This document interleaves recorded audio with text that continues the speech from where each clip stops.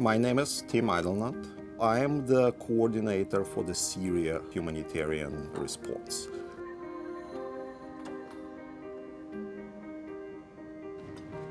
I'm Hoa Tran, and I'm the Asia team lead in the Office for Assistance for Asia and the Near East. In the Bureau of Population, Refugees, and Migration, we look at developing policy to work towards solutions for refugee populations, as well as working on humanitarian protection and assistance. Refugees had the misfortune to be born in countries that are going through war.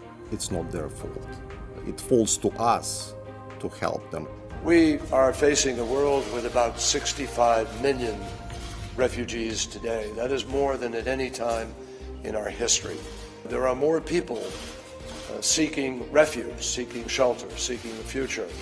They go through horrendous situations and conditions to cross borders and to seek refuge nearby. We need to treat them as human beings and not present them as such a burden.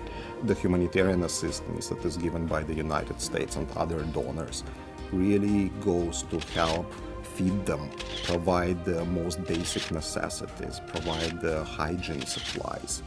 We all deserve a home, shelter, security, safety, and that's what my work here and the work of this bureau contributes towards. Today, I don't really consider myself a refugee.